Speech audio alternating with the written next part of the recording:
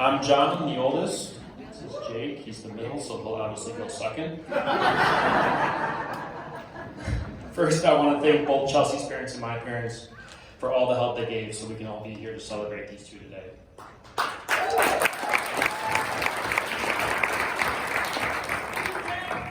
I also want to give a quick shout out to both Jeff and Chelsea for being able to keep their sanity while planning this wedding. I know it can be stressful under normal circumstances, so to do this during a pandemic, I can't even imagine what you went through. So, congratulations. All right, on to Jeff now. Jeffrey. When I was trying to think about where to begin with Jeff, I was honestly stumped. There's 6 years between us, and throughout our lives, Jeff has been a very quiet kid, keeps to himself. It is impossible to get him to talk about anything. That is unless you have a question about a spread of a football or basketball game. There's even a good chance that Jeff was dating Chelsea for probably a month or plus before he even told us they were dating. But then I start to hear from family and friends that his friends parents, that this same kid, the one that doesn't talk to us about anything, happens to be the life of the party and the funniest kid, like, in their friend group. I obviously didn't believe this. Until he came down and visited me in college one day. Just a normal Saturday, I went to go pick us up dinner, left Jeff back at my place with my roommate at the time. I get back, Jeff is in the middle of a huge party, cracking everybody up that he just met in the middle of a power hour. Live at the party right here. I'm sure we'll see that later tonight.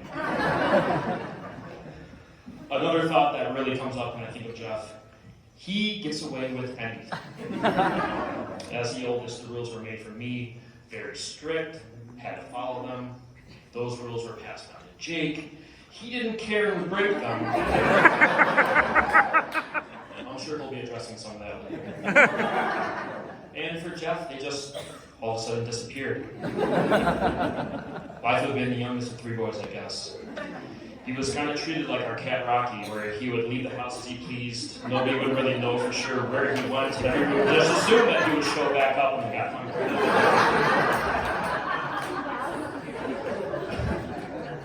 A moment that sticks out the most to me, though, is when we were in Colorado for an O'Brien family vacation. Our family decided to go out to dinner that night. I was 23, Jake just recently turned 21, Jeff was 17. We all ordered drinks at the table. I'll never forget, my mom ordered a margarita. And of course, the first thing she did when she got it was ask if Jeff wanted any. I was absolutely stunned when I heard this. That would never happen. When I sit down to think about it, the only logical reason I could come up with as to why Jeff was being treated so differently was that Jake had officially broken our parents.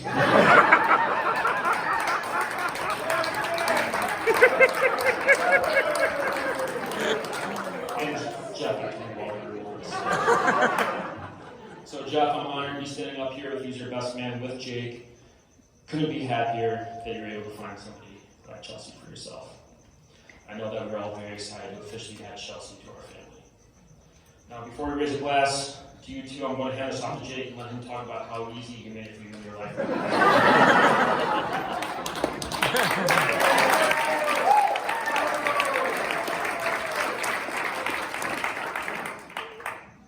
Thanks, Bo. Sorry, Mom and Dad.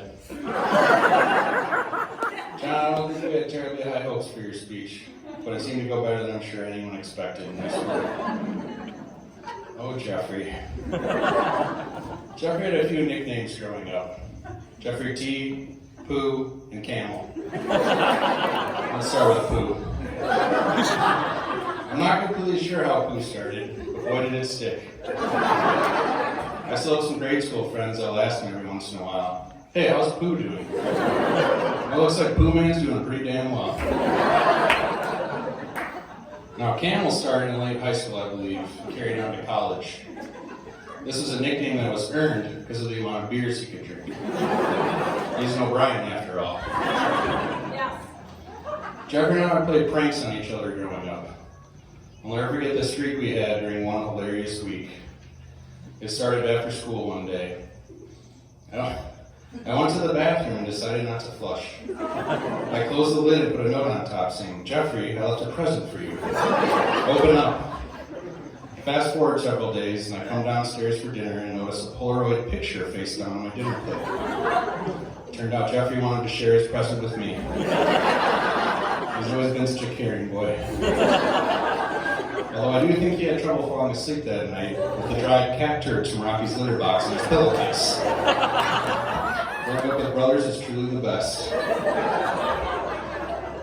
Like John was saying earlier, Jeffrey got away with everything. Classic youngest child, baby of the family. I remember during Jeff's senior year, my parents found a water bottle filled with vodka behind the TV in the basement. Obviously, in my parents' eyes, there can only be one culprit that would do such a thing. Their 22-year-old middle child. All I could think while smirking was, "Damn you, Camel." I took the blame for the water bottle, told Jeffrey he owed me one. I still think I'm winning on that favor almost a decade later. I haven't forgotten. Jeff was a great athlete growing up. There were articles in the local paper written about how well he did in basketball tournaments. These newspaper articles are on display in our grade school to show the achievements of exceptional graduates. John had some newspaper articles written about him as well that are on display at Old St. Francis. I always wished I could have joined my brothers on these days.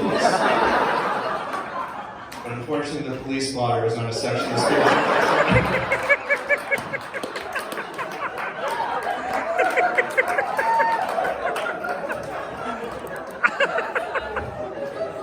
I remember when Jeffrey told John and I that he had a ring and he was planning on asking Chelsea to marry him very soon. What was an initial moment of joy and happiness that came over me quickly turned into a crippling fear. Jeff was getting engaged before me. If any of you gentlemen out there think you've been in the so-called doghouse before, try hiding in the room under the staircase with a litter box in it. Keep a case of beer in there at all times. Chelsea, you look incredibly beautiful tonight. My Uncle Steve once said that O'Briens tend to outkick their coverage when it comes to their significant other.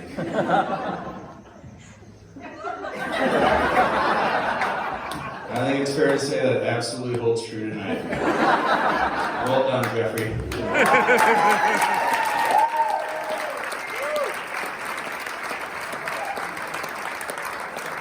You ladies just can't resist the O'Brien charm, can you? Chelsea, how are you able to put up with my brother? I will never know.